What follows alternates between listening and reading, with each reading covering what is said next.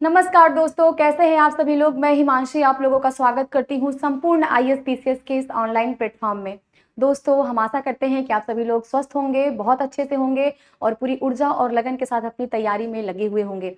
जैसा कि आपको भी पता है कि जो आपके एग्जाम्स होने वाले हैं, जैसे यूपीपीसीएस, आरओ, बीपीएससी, ये सभी एग्जाम जो है वो करीब आ रहे हैं। तो हम आशा करते हैं कि आप अपनी तैयारी में अच्छे तरीके से लगे हुए होंगे और आपकी उसी तैयारी को और बेहतर बनाने के लिए जो संपूर्ण आईएएस की टीम है ये आपके साथ लगी हुई है। तो जैसा कि आपको पता है कि हमारी टीम के माध्यम से यहाँ पे जो क्रैश कोर्स चलाया जा रहा है, जिससे आप ज्वाइन करके अपनी प्रिपरेशन को और ज़्यादा स्ट्रांग बना सकते हैं और आपका जो एग्जाम्स है उसमें सफलता प्राप्त कर सकते हैं। क्योंकि दोस्तों, कहा जाता है कि उम्र किसी को थका नहीं सकती, ठीक है। उम्र किसी को थका नहीं सकती और ठोकरें किसी को गिरा नहीं सकती। अगर हौसला हो जीतने का, तो हार भी किसी को हरा नहीं सकती। इसलिए ये हौसला जरूर रखिए कि इस बार जो है हमें जीत जाना है, फतेह कर लेना है। तो अपनी तैयारी को आप और अच्छे तरीके से करिए। जो भी आप सब्जेक्ट्स पढ़ रहे हैं उसको बार बार रिवाइज करिए। जितना ज़्यादा प्रैक्टिस करता है उतना ही वो परफेक्ट होता जाता है। और ये गेम ही पूरा जो है, ये जो प्रीलिम्स निकालने का जो गेम है दोस्तों, ये आपको पता है कि ये अभ्यास का ही गेम है। जितना ज़्यादा आप प्रैक्टिस करेंगे उतना ही अच्छा आप एग्जाम में स्कोर कर पाएंगे। तो चलिए हम अपनी क्लास को स्टार्ट करते हैं। जैसा कि आप लोग को पता है कि मेरे द्वारा यहाँ पे पॉलिटी को कंप्लीट कराया जा रहा है। तो जिसमें हमारी जो पॉलिटी थी उसमें हमने पिछली क्लास में प्रियम्बल को कंप्लीट किया था, हमने प्रस्तावना को देखा था। और आज की जो हमारी टॉपिक होगी उसमें हम आर्टिकल्स 1 to 4 जो कि भारत और उसके संघ राज्य क्षेत्र हैं, इसके बारे में हम डिस्कस करेंगे। लेकिन क्लास स्टार्ट होने से पहले हम लोग फटाफट 5 मिनट में पहली क्लास का रिविजन कर लेते हैं, ठीक है। तो दोस्तों, जैसा कि आप लोग को पता है, जो हमारी पिछली क्लास थी उसमें हमने क्या देखा था, प्रियम्बल के बारे में देखा था, ठीक है। हमने प्रियम्बल के बारे में पढ़ा था, प्रस्तावना के बारे में पढ़ा था, ठीक है। प्रस्तावना के बारे में हमने पिछली क्लास में दोस्तों डिस्कस किया था। प्रस्तावना के बारे में क्या चीजें हमने डिस्कस किया था। सबसे पहली चीज कि हमने प्रस्तावना का जो है विचार कहाँ से लिया था। जल्दी से रिवीजन कर लेंगे हम लोग इसको, क्योंकि जो लोग नए लोग हैं, अगर वो नहीं जुड़े हैं, तो अगर वो अभी इसको ज्वाइन कर रहे हैं तो वो भी थोड़ा सा जान जाएंगे कि पिछली क्लास में क्या हुआ था। और उन लोगों से निवेदन है कि वो लोग प्लीज क्लास में जो भी चैनल है उस पर विजिट करें और वीडियोस जो पहले आ चुकी हैं उस वीडियोस को देखें और उसका अपने एग्जाम्स में और बेहतर करें उससे, ठीक है। तो देखिए, जो प्रस्तावना है इसका जो विचार हमने लिया था दोस्तों, ये हमने यूएसए के संविधान से लिया था, ठीक है। ये हमने अमेरिकी संविधान से लिया था, आप सभी लोगों को पता है। दूसरी चीज दोस्तों, इसकी जो भाषा है, हमारी जो प्रस्तावना की भाषा है, जो इसका लैंग्वेज है दोस्तों, भाषा हमने कहाँ से लिया था, ध्यान रखिएगा। भाषा हमने ऑस्ट्रेलिया के संविधान से लिया था। कहाँ से लिया था, हमने ये ऑस्ट्रेलिया के संविधान से लिया था। और तीसरी चीज दोस्तों, ध्यान रखिएगा कि आपके एग्जाम में क्वेश्चन पूछा जाता है कि जो हमारी प्रस्तावना है ये किस प्रस्ताव पे आधारित थी। तो ध्यान रखिएगा, जो नेहरू के द्वारा, जो जवाहरलाल नेहरू के द्वारा दोस्तों, जो 13 दिसंबर 1946 को जो उद्देश्य प्रस्ताव संविधान सभा में पेश किया गया था दोस्तों, जो उद्देश्य प्रस्ताव संविधान सभा में पेश किया गया था, इसी प्रस्ताव पे आधारित हमारी उद्देशिका है, ठीक है। हमारी उद्देशिका दोस्तों बेसिकली है क्या, हमने देखा जो हमारे संविधान निर्माता थे, जो हमारे संविधान सभा के जो सदस्य थे, उन्होंने जो सपना देखा था, उनका जो आदर्श था, उन्हीं सारी आदर्शों को यहाँ पे संजोया गया है, उसको यहाँ पे सूचीबद्ध किया गया है। बेसिकली ये क्या है, तो ये हमारे संविधान की, ये हमारे दोस्तों ध्यान रखिएगा, ये हमारे संविधान का आदर्श है, ठीक है। ये हमारे संविधान का आदर्श है कि हमारा जो भारत देश होगा वो किस तरीके से होगा, ठीक है। जो भी हमारे देशवासी हैं, जो उन्होंने सपना देखा है, उस सपना को पूरा करने के लिए यहाँ पे कुछ जो है हमारे लक्ष्यों को रखा गया है, ठीक है। तो हमने देखा कि इसका आदर्श क्या था, इसमें बहुत सारे कोर्स थे, उस कोर्स पे हमने डिस्कस कर लिया था।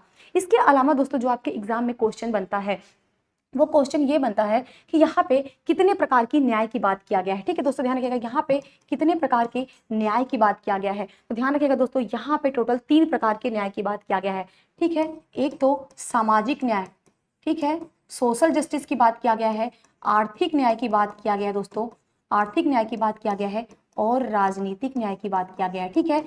अगर आपके एग्जाम में कभी क्वेश्चन आए कि कितने प्रकार की न्याय की बात आपके संविधान में किया गया है, तो हम यहाँ पे देखते हैं कि 3 न्याय की बात किया गया है, सामाजिक, आर्थिक और राजनीतिक, 3 न्याय की दोस्तों बात किया गया है। कितने प्रकार की स्वतंत्रता का बात किया गया है दोस्तों, स्वतंत्रता कितने प्रकार की बात किया गया है, तो यहाँ पे दोस्तों 5 प्रकार की स्वतंत्रता की बात किया गया है। कौन कौन सी स्वतंत्रता है दोस्तों, ये भी आपको पता होना चाहिए कौन कौन सी स्वतंत्रता है। तो सबसे पहली चीज तो आपको यहाँ पे विचार की स्वतंत्रता है। किसकी स्वतंत्रता है, थॉट की, विचार की। फिर आपका जो विचार है उसको एक्सप्रेस करने की स्वतंत्रता है, ठीक है, मतलब उसकी अभिव्यक्ति की स्वतंत्रता है, ठीक है। आपको क्या, पहली चीज तो आपने कोई थॉट आपको थॉट, कुछ चीज आपको सोचने की, विचार की है और उस विचार को रखने की स्वतंत्रता है। उसके बाद से दोस्तों आपको किसकी स्वतंत्रता है, तो आपके विश्वास की है, ठीक है, आपके उसके बिलीव की है। उसके बाद से दोस्तों विश्वास की है। धर्म की स्वतंत्रता है दोस्तों। इसके अलावा जो भी धर्म को आप मान रहे हैं उसकी उपासना की स्वतंत्रता है। कितने प्रकार की स्वतंत्रता की बात किया गया है, तो ध्यान रखिएगा, ये टोटल जो 5 प्रकार की स्वतंत्रता है इसकी बात हमारे संविधान में किया गया है, ठीक है। कितने प्रकार की समता की बात किया गया है, अगर हम समता की बात करें दोस्तों तो यहाँ पे 2 प्रकार के समता की बात किया गया है। अगर हम यहाँ पे समता की बात करें दोस्तों तो 2 प्रकार के समता की बात किया गया है। एक को तो प्रतिष्ठा की समता को बताया गया है, ठीक है, प्रतिष्ठा की समानता किया गया है, आपके स्टेटस क्या है। और दूसरी चीज दोस्तों ध्यान रखिएगा, यहाँ पे अवसर की, अपॉर्चुनिटी की समानता की बात किया गया है, ठीक है। आपको अपॉर्चुनिटी का जो है वो इक्वलिटी होना चाहिए, ठीक है। इसके बाद से दोस्तों यहाँ पे ध्यान रखिएगा, यहाँ पे एक बंधुत्व की बात किया गया है, ठीक है। किसकी बात किया गया दोस्तों, बंधुत्व की बात किया गया है। बंधुत्व में क्या है कि ऐसी भाईचारा, ऐसी भावना को बढ़ावा देना जो देश के भाईचारा को और बढ़ाए, ब्रदरहुड के कॉन्सेप्ट को और बढ़ाए। तो यहाँ पे दोस्तों एक प्रकार का जो है बंधुत्व की बात किया गया है। तो ये आपके एग्जाम में ऐसे क्वेश्चंस पूछे जाते हैं। और हाँ, यहाँ पे ये भी क्वेश्चन पूछा जाता है दोस्तों कि जैसे जो न्याय है वो कहाँ से लिया गया है, ठीक है। तो ध्यान रखिएगा, ये जो न्याय है इसको भी हम लोग यहाँ पे देख लेते हैं। जैसे ये जो न्याय है, ये न्याय को दोस्तों हमने कहाँ से लिया है, तो ध्यान रखिएगा, ये जो न्याय है इसको हमने दोस्तों लिया है रूस से। कहाँ से लिया दोस्तों, हमने इसको रूस के संविधान से न्याय को लिया है, ठीक है। और यहाँ पे बात करें जो स्वतंत्रता, समता और बंधुत्व है, स्वतंत्रता, समता, बंधुत्व, ये जो तीनों है दोस्तों, इसको कहाँ से लिया है, इसको हमने फ्रांस के संविधान से लिया है, ठीक है। कहाँ से, हमने इसको दोस्तों फ्रांस के संविधान से लिया है, ठीक है।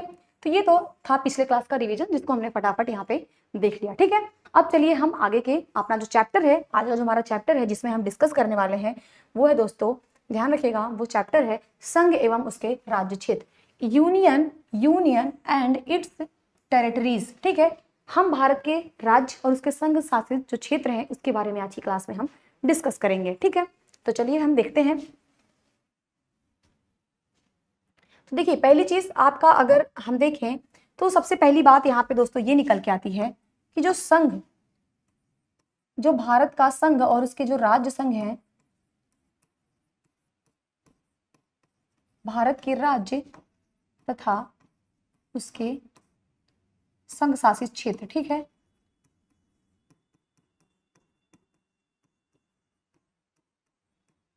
ठीक है, भारत के राज्य तथा उसके संघ शासित क्षेत्र, ठीक है। अब ये दोस्तों बात किया जाता है कि जो भारत के संघ और उसके जो भारत के जो राज्य हैं और उसके जो संघ शासित क्षेत्र हैं, सबसे पहली चीज तो बात ये आती है कि इनका वर्णन हमें कहाँ पे मिलता है, इनका वर्णन संविधान में कहाँ पे है, कॉन्स्टिट्यूशन में ये हमें कहाँ पे देखने के लिए मिलते हैं।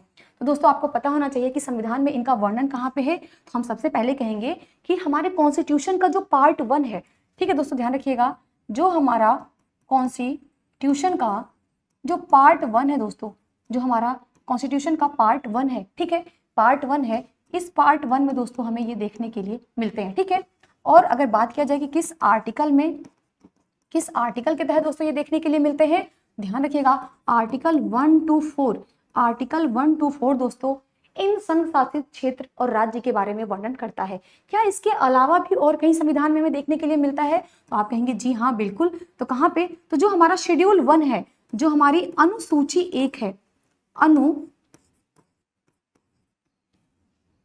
जो हमारे संविधान की दोस्तों ध्यान रखिएगा, जो हमारे संविधान की जो अनुसूची फर्स्ट है, अनुसूची फर्स्ट में भी ये हमें देखने के लिए मिलता है, ठीक है। तो यहाँ पे हमें अनुसूची फर्स्ट में क्या है, भारत के राज्य तथा उसके संघ शासित क्षेत्रों की बात किया गया है। तो यहाँ पे हमें ये देखने के लिए मिलता है। और जो आपके एग्जाम में क्वेश्चन आएगा, आपके जो एग्जाम में क्वेश्चन आएगा, ये सीधे इस तरीके से आपका क्वेश्चन पूछा जाएगा कि कोई भी जो भी ये आर्टिकल है, जैसे आर्टिकल 1 को देखेंगे हम, यहाँ पे देखिए आर्टिकल 1 को देखेंगे, आर्टिकल 2 क्या कहता है इसको देखेंगे हम लोग, आर्टिकल 3 को देखेंगे और आर्टिकल 4 को देखेंगे, ठीक है। ये इन चारों आर्टिकल को देखेंगे। इसके अलावा हम ये देखेंगे कि जो अभी हाल फिलहाल में जो अभी नए राज्य बने हैं, ठीक है, जो नए राज्य बने हैं दोस्तों, इन नए राज्यों को देखेंगे, इनका बनने का ईयर पूछा जाता है, इस पे हम डिस्कस करेंगे। फिर हम यहाँ पे देखेंगे दोस्तों कि ये जो नए राज्य बने हैं जिनका ईयर पूछा जाता है, क्या इसमें और कोई जो अमेंडमेंट हुआ है, जो भी संशोधन हुआ है, इन संशोधन से संबंधित आपके एग्जाम में प्रश्न पूछे जाते हैं। तो आज की क्लास में चलिए हम स्टार्ट करते हैं, देखते हैं। तो देखिए यहाँ पे जो आपका फर्स्ट है वो क्या कह रहा है कि भारत राज्यों का संघ होगा, ठीक है, भारत राज्यों का संघ होगा, यूनियन ऑफ स्टेट। ये यूनियन ऑफ स्टेट की अगर हम बात करें, देखिए इसको भी हम लोग देख लेते हैं। जैसे यहाँ पे बात करें जो आर्टिकल 1 है दोस्तों, ध्यान रखिएगा, जो आपका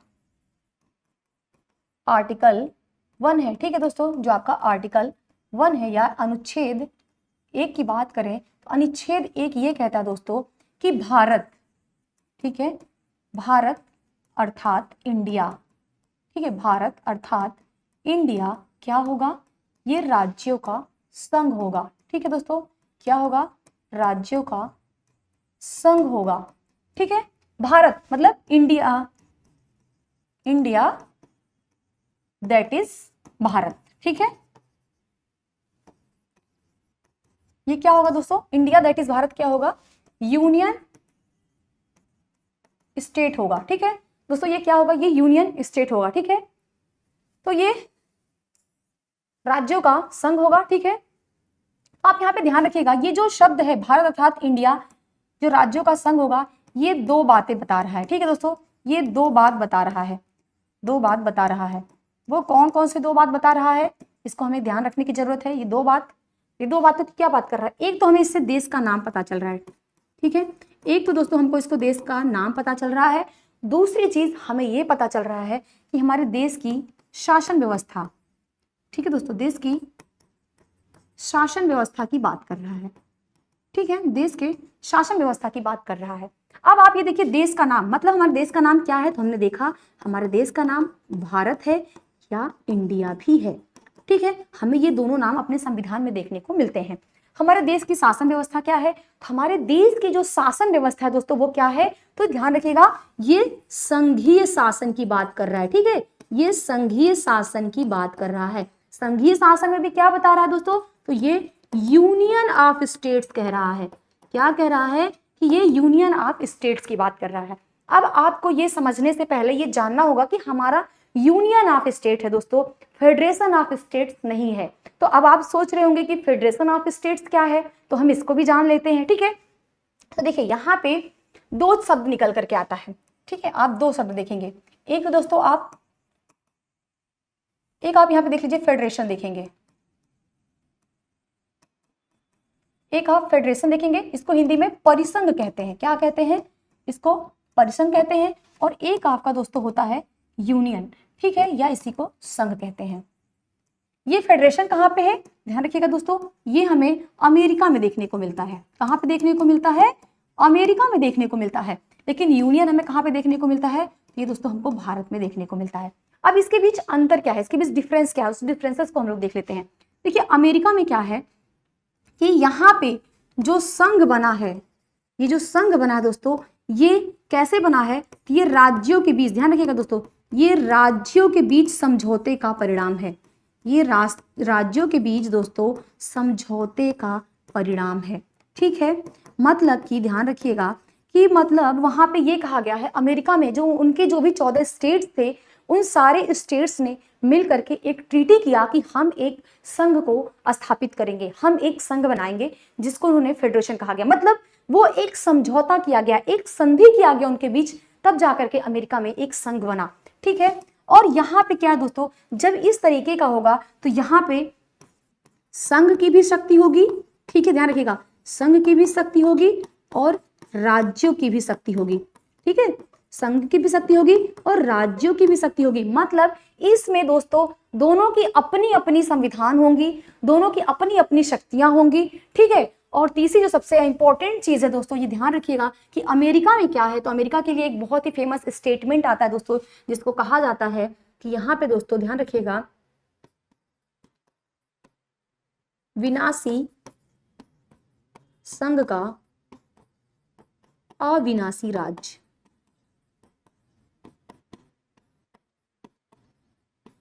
ठीक है, ये स्टेटमेंट ध्यान रखिएगा। मतलब कि वहां पे जो राज्यों का अस्तित्व है वो समाप्त नहीं हो सकता, वो बरकरार है, ना उनकी नाम में परिवर्तन होगा, ना उनके सीमा में परिवर्तन होगा, ना ही उनसे काट करके कोई अलग राज्य बनाया जाएगा। जबकि अगर वो 14 जो राज्य थे, जो उन्होंने जो एक ट्रीटी साइन किया था, अगर उस ट्रीटी को खत्म करे तो शायद वहां पे संघ भी ना रहे। तो ये दोनों ही वहां पे स्ट्रांग है, इसको हम ध्यान रखते हैं। और वहीं उल्टे तरीके से अगर हम भारत की बात करें दोस्तों, अगर हम भारत की बात करें, जो हमारा ये भारत है, तो भारत के बारे में कहा जाता है कि भारत क्या है हमारा, तो ध्यान रखिएगा भारत में पहली चीज कि जो भारतीय संघ है, जो भारतीय संघ है दोस्तों, ये किसी समझौते का परिणाम नहीं है। ठीक है, ये किसी भी दोस्तों, किसी भी ये समझौते का परिणाम नहीं है। ठीक है, मतलब कि यहाँ पे केंद्र ने स्वयं राज्यों को बनाया है। ठीक है, मतलब अब यहाँ पे हम कह सकते हैं कि भारत क्या है, भारत के बारे में अगर हम स्टेटमेंट दें तो हम ये कह सकते हैं कि भारत जो है दोस्तों, ये विनाशी राज्यों का, ठीक है, देखिए ये विनाशी राज्यों का दोस्तों अविनाशी संघ है। ठीक है, कैसा है, विनाशी राज्यों का दोस्तों ये अविनाशी संघ है। मतलब यहाँ पे क्या है, संघ के पास इतनी शक्ति है कि जब वो चाहे तो वो राज्य को समाप्त कर सकता है, मतलब उसको मिटा सकता है, या इसी को हम लोग कह सकते हैं कि मतलब राज्यों को दोस्तों वो मिटा सकता है। अगर हम यहाँ पे देखें, अगर हम राज्यों की प्रकृति देखें, इन राज्यों का क्या होगा, संघ इनके नामों में परिवर्तन कर सकता है। ठीक है, नामों में परिवर्तन कर सकता है, नामों में इनके परिवर्तन कर सकता है, इनके नेम चेंज कर सकता है दोस्तों, इनकी जो है टेरिटरीज जो है उसमें चेंजिंग कर सकता है। ध्यान रखिएगा, इनकी सीमाओं में परिवर्तन कर सकता है, इनकी सीमाओं में परिवर्तन कर सकता है, और इसके लिए जो भारत है वो किसी भी तरीके से बाध्य नहीं है। ठीक है, इनके नाम में परिवर्तन कर सकता है, इनकी सीमा में परिवर्तन कर सकता है, इवन इनको समाप्त भी कर सकता है। ठीक है, ये ध्यान रखिएगा, इनको समाप्त भी कर सकता है। कौन, हमारा भारत। तो आपको आई थिंक ये चीजें समझ में आई हो गई होंगी कि जो फेडरेशन है और जो यूनियन है इसमें क्या डिफरेंसेस हैं, इंडिया में क्या चीजें हैं और भारत में क्या चीजें हैं, हमारा जो संघ है वो किस तरीके से अमेरिका से अलग है। ठीक है, तो चलिए अपने हम पॉइंट्स को देखते हैं। तो दोस्तों देखिए यहाँ पे पॉइंट्स जो है आपका, आप यहाँ पे आपको समझने में आसानी होगी। तो यहाँ पे देखिए क्या कह रहा है कि भारतीय संविधान के अनुच्छेद 1 जो आर्टिकल 1 है उसमें ये वर्णित किया गया है, क्या वर्णित किया गया है कि भारत अर्थात इंडिया दैट इज भारत, अर्थात इंडिया जो कि भारत है, ये राज्यों का क्या होगा दोस्तों, संघ होगा, जिसको मैंने भी आपको स्पष्ट किया। और यह स्पष्ट होता है कि भारत राज्यों का संघ है, ना कि राज्यों का समूह है। तो आई थिंक आप इस डाउट को समझ पा रहे होंगे, क्योंकि मैंने आपको बहुत अच्छी तरीके से सारी चीजें क्लियर करा दिया है। चलिए नेक्स्ट देखते हैं कि भारत के राज्यों एवं उनके संघ क्षेत्रों का उल्लेख संविधान की पहली अनुसूची में किया गया है। मैंने आपको बताया कहाँ कहाँ उल्लेख मिल रहा है। तो हमने देखा कि एक तो आर्टिकल 1 to 4 में इसका उल्लेख किया गया है। दूसरा हमने देखा दोस्तों कि इसकी जो है अनुसूची 1 में जो भी भारत के जो राज्य हैं, असंघ शासित जो प्रदेश हैं, वर्तमान में कितने हैं दोस्तों, अगर हम इनके वर्तमान की बात करें तो वर्तमान में भारत में 28 राज्य हैं, 28 राज्य हैं और 8 दोस्तों संघ शासित प्रदेश हैं। ठीक है, 28 राज्य हैं और 8 संघ शासित प्रदेश हैं। ठीक है, चलिए नेक्स्ट पॉइंट देखें हम लोग। नेक्स्ट है यहाँ पे कि भारत के संविधान में कहीं पर भी संघ मतलब ये ध्यान रखिएगा, इंग्लिश वर्ड को देखिएगा हमेशा, फेडरेशन शब्द का प्रयोग नहीं किया गया है। क्यों नहीं किया गया है, इसके बारे में भी हमने आपसे अच्छे से डिस्कस किया। ठीक है, तो नहीं किया गया है, उसके स्थान पे किसका प्रयोग किया गया है, तो यूनियन ऑफ स्टेट्स का प्रयोग किया गया है। ठीक है, फेडरेशन का प्रयोग नहीं किया गया है, उसके स्थान पे यूनियन ऑफ स्टेट्स शब्द का प्रयोग किया गया है। ठीक है, इससे भारत शब्द देश का नाम है और संघ देश जो है उसकी शासन प्रणाली को बताता है, कि इससे हमें यह पता चला कि हमारे देश का नाम क्या है और हमारे यहाँ कैसी शासन प्रणाली जो है वो स्थापित हुई है। ठीक है, चलिए नेक्स्ट हम लोग देखते हैं। नेक्स्ट यहाँ पे देखिए आप, नेक्स्ट है कि जो डॉक्टर बी.आर. अम्बेडकर थे, ठीक है, डॉक्टर बी.आर. अम्बेडकर की बहुत बड़ी भूमिका थी संविधान निर्माण में। ठीक है, इन्होंने क्या किया था, राज्यों के संघ जो शब्दावली है इसके अर्थ को बहुत स्पष्ट तरीके से क्लियर किया। क्या बताया इन्होंने कहा कि जो भारत है वो एक संघ राज्य है, भारत क्या एक संघ राज्य है, लेकिन यह संघ राज्य किसी प्रकार के पारस्परिक समझौते का, ये किसी प्रकार का एग्रीमेंट नहीं हुआ है, किसी प्रकार का ट्रीटी नहीं हुआ है, ये किसी भी प्रकार का जो है समझौते का, एग्रीमेंट का परिणाम नहीं है। ठीक है, दूसरी चीज क्या है कि संघ में सम्मिलित राज्यों को किसी समझौते का परिणाम न होने के कारण संघ के किसी भी राज्य को अपनी इच्छा अनुसार अलग होने का अधिकार नहीं है। जैसे अभी हमारे भारत में जो 28 राज्य हैं, अब इसमें जी उत्तर प्रदेश बोले कि नहीं हम अब तो जो है वो भारत से अलग होना चाहते हैं, तो ऐसा नहीं हो सकता। ठीक है, लेकिन हाँ, जिस दिन हमारी ये केंद्र सरकार चाह लेगी, जिस दिन भारत ये चीज चाह लेगा कि उत्तर प्रदेश का नाम चेंज करके कुछ और रख दिया जाए, तो वो चेंज कर देगा।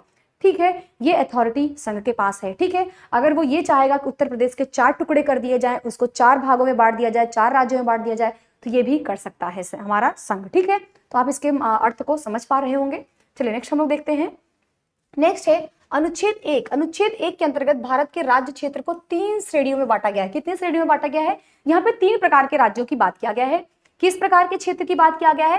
पहली चीज तो ये कहा गया है दोस्तों कि जो भी भारत के राज्य क्षेत्र हैं, ठीक है, पहला बात तो दोस्तों ये किया गया है कि जो भी भारत के जो राज्य क्षेत्र हैं, ठीक है, उनकी बात किया गया है।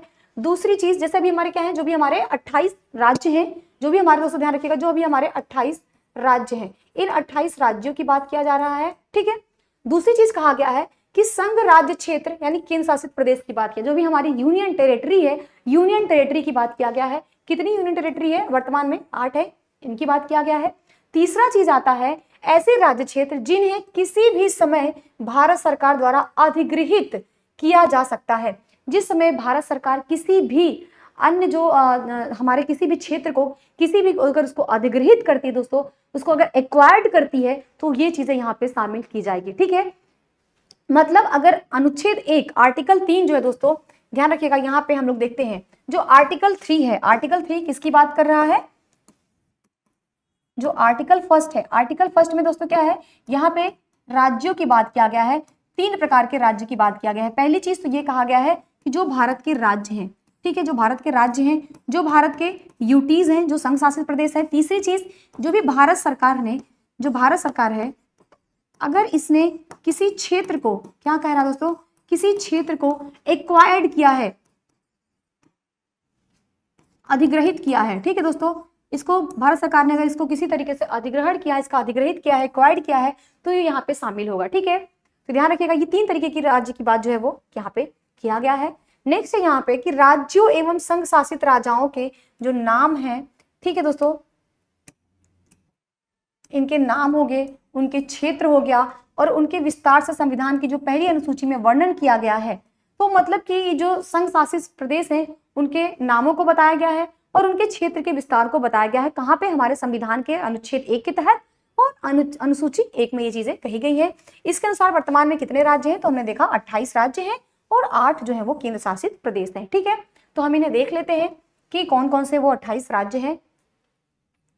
देखिए, जैसे ये आपका 28 राज्य कौन कौन से हैं, तो सभी लोग को पता है, आंध्र प्रदेश है और ये पहला राज्य था जो बना था भाषा के आधार पर। अभी हम आगे इन सारी चीजों को डिस्कस करेंगे।